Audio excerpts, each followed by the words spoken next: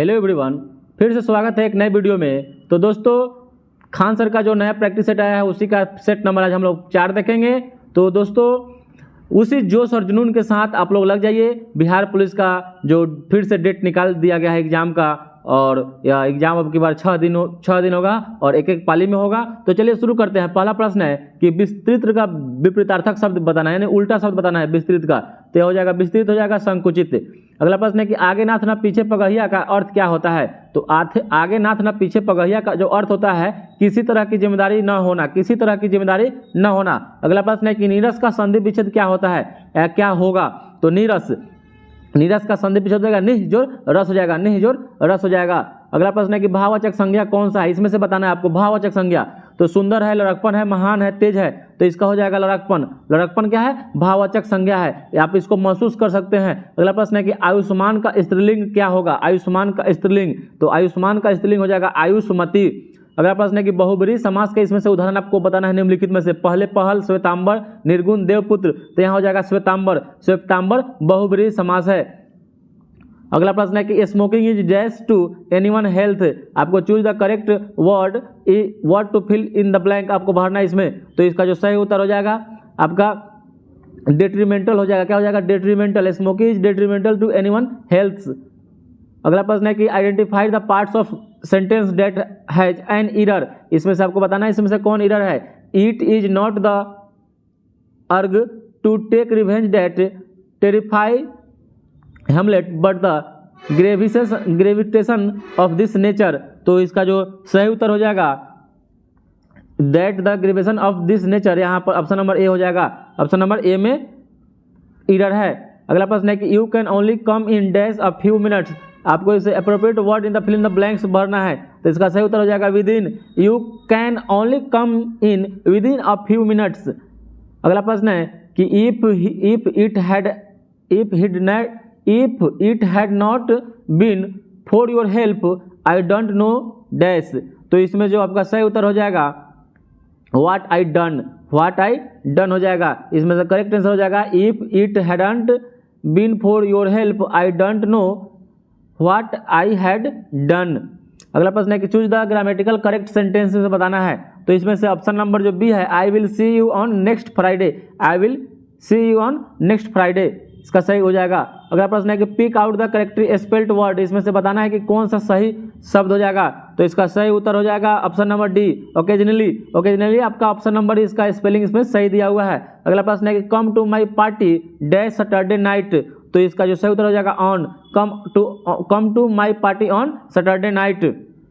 अगला प्रश्न है कि उड़ते हुए वायुयान में कौन सी ऊर्जा होती है। तो उड़ता जो वायुयान होता है उसमें स्थितिज और गतिज ऊर्जा दोनों होती है, स्थितिज और गतिज ऊर्जा दोनों होती है। और स्थितिज ऊर्जा का फॉर्मूला mgh होता है। काइनेटिक एनर्जी का गतिज ऊर्जा का फॉर्मूला ½ mv² होता है। अगला प्रश्न है कि इनमें से किस नदी की सबसे बड़ी द्रोणी बेसिन है। तो द्रोणी बेसिन इसमें से आपको बता देना है। तो सबसे बड़ा जो हो जाएगा अमेजन नदी का है। अमेजन नदी का द्रोणी बेसिन सबसे ज्यादा है। अगला प्रश्न है कि कैंटरबेरी शीतोष्ण कटिबंधीय घास का मैदान कहाँ है। तो कैंटरबेरी जो है ना, या न्यूजीलैंड का घास का मैदान है जो शीतोष्ण कटिबंधीय घास का प्रकार है। अगला प्रश्न है कि परमाणु शोध तथा रेडियोथेरेपी में कौन सी गैस उपयोग में लाई जाती है। तो परमाणु शोध और रेडियोथेरेपी में जो गैस लाई जाती है उसका नाम रेडॉन है, रेडॉन। अगला प्रश्न है कि पश्चिमी हवाएं बहती है। पश्चिमी हवाएं कहाँ बहती है। तो पश्चिमी हवाएं भूमध्य रेखा के 30 डिग्री से 60 डिग्री उत्तर और दक्षिण अक्षांश के बीच में बहती है पश्चिमी हवाएं। अगला प्रश्न है कि भारत के किस गवर्नर जनरल ने भारत में अंग्रेजी भाषा की प्रारंभिक पहल की थी। तो यह हो जाएगा गवर्नर जनरल बताना है। तो गवर्नर जनरल का नाम हो जाएगा lord Bentinck, lord William Bentinck. और उसी समय उसमें लॉर्ड मैकाले, यह गवर्नर जनरल नहीं थे, लॉर्ड मैकाले आए थे। तो इनको अंग्रेजी शिक्षा का जनक माना जाता है। अगला प्रश्न है कि हलेवीर और बेलूर मंदिर के निर्माणकर्ता कौन है। तो हलेवीर और बेलूर मंदिर के निर्माणकर्ता जो है होयसल वंश है। होयसल वंश के राजाओं ने हलेवीर और बेलूर मंदिर का निर्माण कराया था। अगला प्रश्न है कि सूर्य के चारों ओर चक्कर लगाने वाला भारी पिंड का नाम बताना है। तो सूर्य के चारों ओर चक्कर लगाने वाला सबसे भारी पिंड आपका बृहस्पति हो जाएगा। बृहस्पति ग्रह सबसे बड़ा ग्रह है, सबसे भारी ग्रह है। अगला प्रश्न है कि संविधान को अपनाने के बाद पहला संशोधन कब किया गया। तो संविधान को अपनाने के बाद पहला जो संशोधन किया गया था वह कब किया गया, तो यह 1951 ईस्वी में किया गया था। इसी में 9वीं अनुसूची जो हुआ था उसी में इसको जोड़ा गया था। अगला प्रश्न है कि दिल्ली का लाल किला बनवाने वाला प्रसिद्ध मुगल बादशाह कौन था, तो इसका नाम था शाहजहां। अगला प्रश्न है कि भारत का सबसे बड़ा डेल्टा निम्नलिखित में से कौन सा है, तो भारत का सबसे बड़ा जो डेल्टा है वह आपका गंगा और ब्रह्मपुत्र नदियों का डेल्टा है, गंगा और ब्रह्मपुत्र नदियों का डेल्टा है। अगला प्रश्न है कि इनमें से कौन सी नस्ल गाय की अधिक दूध देने वाली है, तो एक आप देखिए बिहार दरोगा हो या बिहार पुलिस है, एक नस्ल से आपको प्रश्न पूछेगा तो आप नस्ल याद कर लीजिएगा दोस्तों, क्योंकि एक क्वेश्चन आपका सही हो जाएगा इसमें। अगला प्रश्न है कि गाय की नस्ल अधिक दूध देने वाली में से कौन हो जाएगी, तो हो जाएगा गिरराय। गिरराय जो है यह अधिक ऑप्शन में सबसे ज़्यादा दूध देने वाली गाय है। अगला प्रश्न है जीन क्या है, जीन क्या है, तो जीन एक प्रकार का अनुवांशिक की इकाई है, जीन अनुवांशिक की इकाई है। अगला प्रश्न है कि पतझड़ी पेड़ वे होते हैं जो पतझड़ी पेड़ वे होते हैं जो जिनके पत्ते एक निश्चित मौसम में झड़ जाते हैं। अगला प्रश्न है कि हृदय का हार्ट अटैक का कारण क्या है, हार्ट अटैक का कारण है कि शरीर में अधिक कोलेस्ट्रॉल की मात्रा हो जाना। अगला प्रश्न है कि महात्मा गांधी का जन्म कब हुआ था, तो महात्मा गांधी का जन्म 2 अक्टूबर 1869 ईस्वी को हुआ था, 2 अक्टूबर 1869 ईस्वी को। इनका मृत्यु 30 जनवरी 1948 को हुआ था। अगला प्रश्न है कि रॉकेट फैब्रिकेशन फैसिलिटी थुम्बा कहाँ स्थित है, थुम्बा, तो रॉकेट फैब्रिकेशन फैसिलिटी थुम्बा कहाँ है, तो यह आपका केरल में है, कहाँ है, केरल में। अगला प्रश्न है कि पृथ्वी की भूमध्यरेखीय परिधि की लंबाई लगभग कितनी है, तो भूमध्यरेखीय परिधि की लंबाई कितनी है, तो इसका जो सही उत्तर हो जाएगा 40,000 किलोमीटर, 40,000 किलोमीटर। अगला प्रश्न है कि कलहन द्वारा रचित राजतरंगिणी संस्कृत श्लोक में कश्मीर का इतिहास है जिसे लिखा गया कौवीं शताब्दी में, तो ये लिखा गया 12वीं शताब्दी में। और कलहन के द्वारा रचित राजतरंगिणी है जिसमें कश्मीर के इतिहास का मालूम जानकारी होता है, और इसका जो तरंग है 8 भागों में इसको बांटा गया है। अगला प्रश्न है कि आकाश से पृथ्वी तक सामान्यतः गिरने वाले पिंड को क्या कहते हैं, तो आकाश से पृथ्वी तक सामान्यतः गिरने वाले पिंड को क्या कहेंगे, तो इसको उल्का पिंड कहते हैं। अगला प्रश्न है कि पानी में SO2 के घुलने पर बनने वाला अम्ल बताना है, तो पानी में SO2 के घुलने पर बनने वाला अम्ल हो जाएगा, इसका सही उत्तर हो जाएगा सल्फ्यूरस अम्ल। क्या हो जाएगा, सल्फ्यूरस अम्ल हो जाएगा। अगला प्रश्न है कि मानव मस्तिष्क का सबसे बड़ा भाग बताना है, तो मानव मस्तिष्क का सबसे बड़ा भाग कौन सा हो जाएगा, तो हो जाएगा प्रमस्तिष्क। मानव मस्तिष्क का सबसे बड़ा भाग प्रमस्तिष्क होता है। अगला प्रश्न है कि BCG का टीका किसके संरक्षण के लिए दिया जाता है, तो BCG का टीका TB के लिए दिया जाता है, और बैसिलस कामेट ग्यूरिन इसका होता है, बैसिलस कामेट ग्यूरिन फॉर्मूला होता है, इसका सूत्र होता है, फुल फॉर्म।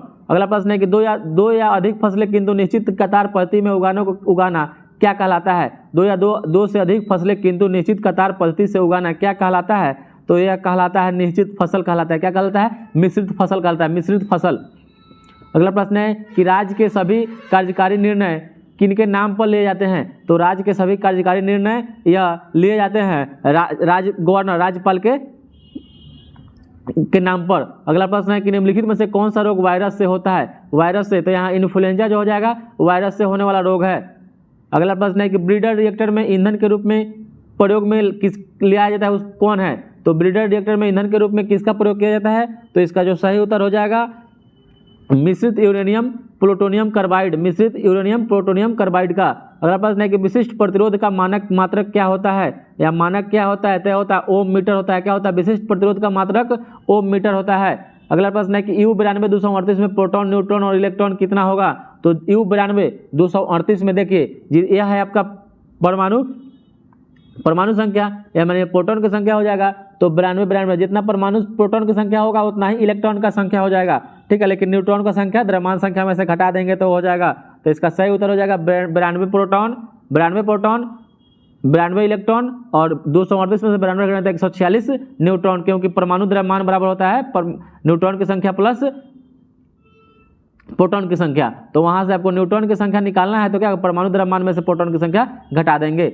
अगला प्रश्न है कि नाइटर या सोरा किस रासायनिक पदार्थ का नाम है, नाइटर या सोरा, तो नाइटर और सोरा जो है ना यह पोटेशियम नाइट्रेट KNO3 का रासायनिक नाम है। अगला प्रश्न है कि एलिसा टेस्ट किस बीमारी के जांच के लिए किया जाता है, तो एलिसा टेस्ट यह हो जाएगा एड्स बीमारी की जांच के लिए किया जाता है, और एड्स का full form acquired immune defensive syndrome होता है, और एड्स HIV वायरस से होता है, HIV वायरस से एड्स होता है।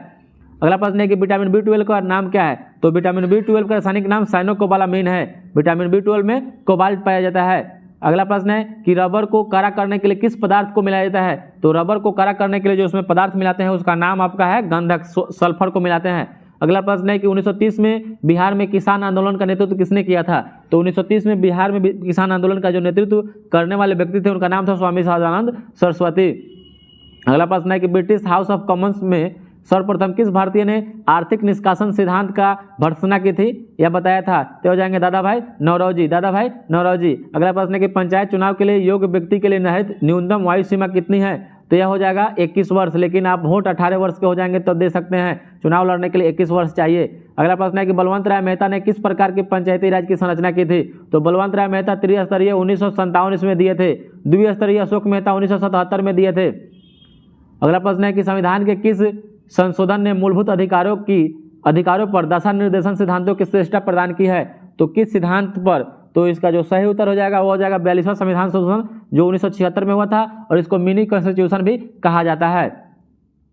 अगला प्रश्न है कि उच्च न्यायालय का कोई न्यायाधीश सेवानिवृत्ति के बाद निजी तौर पर वकालत का व्यवसाय किस स्तर तक और कहाँ कर सकता है? तो यह कर सकता है समान स्तर या उच्च स्तरीय किसी न्यायालय में। अगला प्रश्न है कि कौन सा ग्रह वैटरी प्लानिट के नाम से जाना जाता है? तो वैटरी प्लानिट के नाम से किस ग्रह को जानते हैं? तो ये जानते हैं अर्थ यानी पृथ्वी को। अगला प्रश्न है कि ज्वार भाटा तरंगों का मुख्य कारण क्या होता है? तो ज्वार भाटा तरंगों का जो मुख्य कारण होता है वह होता है कि समुद्री जल पर सूर्य और चंद्रमा का गुरुत्वाकर्षणीय प्रभाव। अगला प्रश्न है कि दक्षिण नेवल कमांड का मुख्य कार्यालय कहाँ स्थित है? तो दक्षिण नेवल कमांड का जो मुख्यालय है वह आपका कोची केरल में है। अगला प्रश्न है कि निम्नलिखित में से कौन सा भारत का राष्ट्रगीत है? तो भारत का राष्ट्रगीत जो है वंदे मातरम है, जो बंकिम चंद्र चटर्जी के द्वारा लिखा गया है और भारतीय राष्ट्रीय कांग्रेस के 1896 के अधिवेशन में, कलकत्ता अधिवेशन में सबसे पहले इसको रहमतुल्लाह सैनी के अध्यक्षता में गाया गया था। अगला प्रश्न है कि लोकप्रिय गोपीनाथ बारडोलियो अंतर्राष्ट्रीय हवाई अड्डा कहाँ स्थित है? तो लोकप्रिय गोपीनाथ बारडोलियो अंतर्राष्ट्रीय हवाई अड्डा जो है यह गुवाहाटी असम में है। अगला प्रश्न है कि ASLV का पूरा नाम क्या होता है, यानी फुल फॉर्म आपको बताना है ASLV का।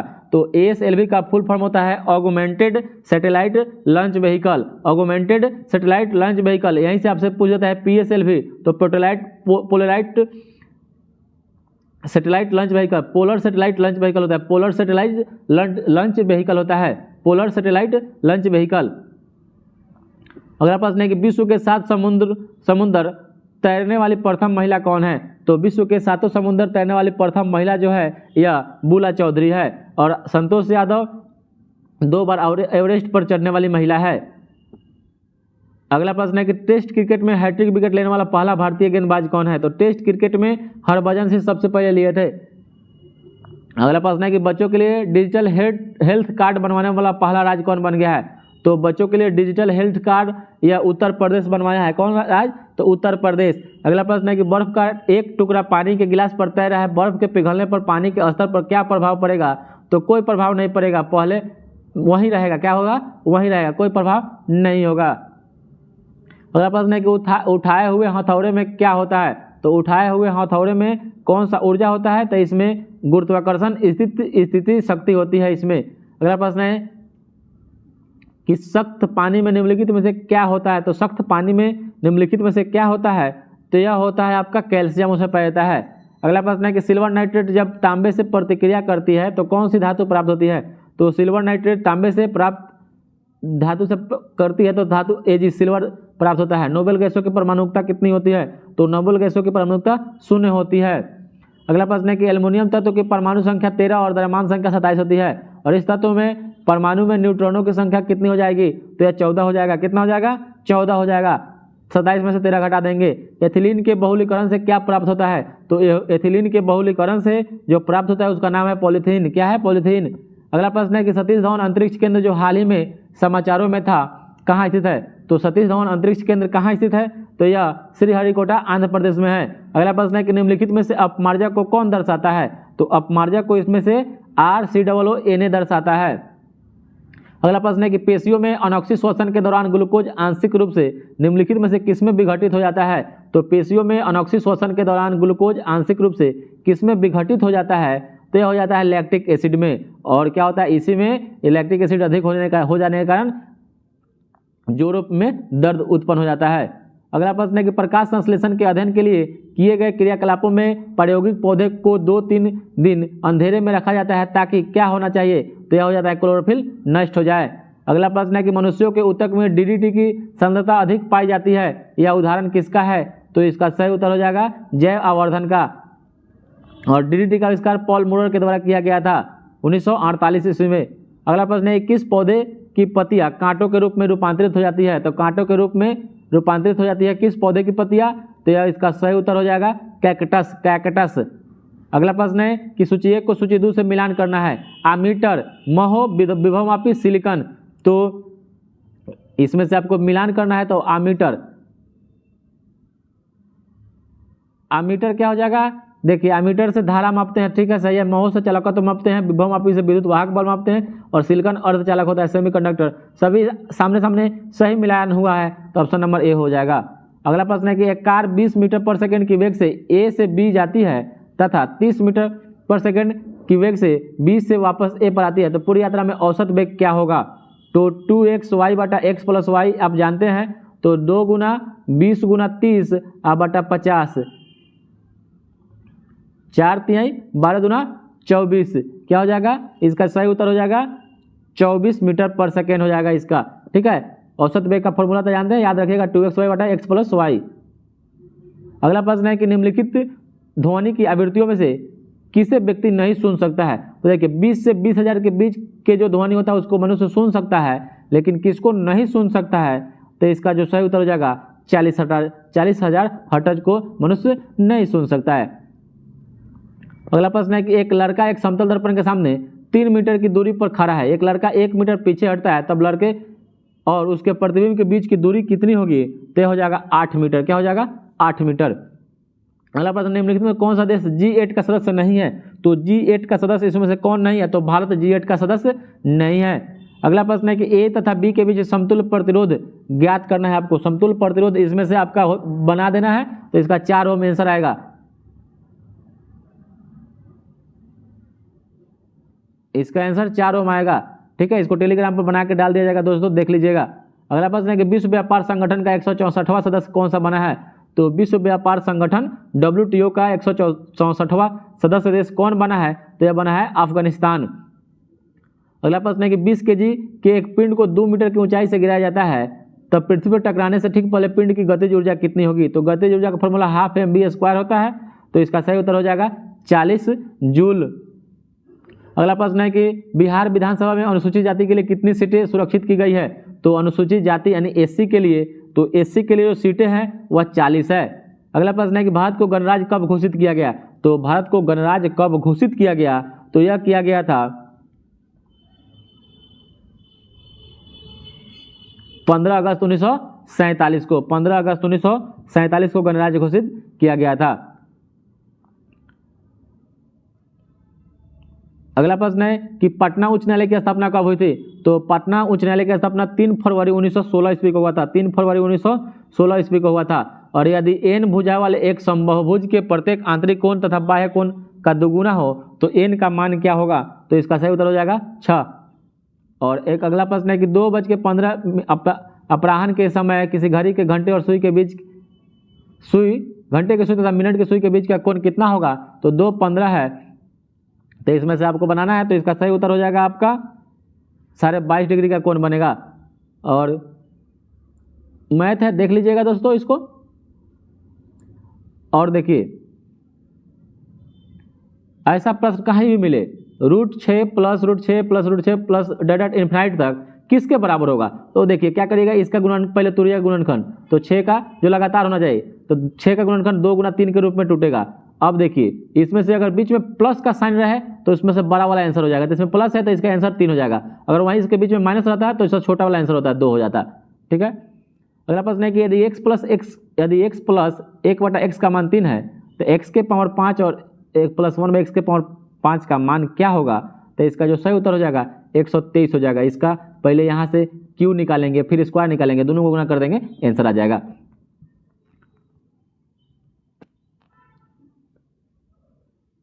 एवरेज का मान है तो एवरेज का सबको जोड़ के और जितना है उस संख्या से बराबर में 60 कर देंगे, x का मान निकल जाएगा, ठीक है।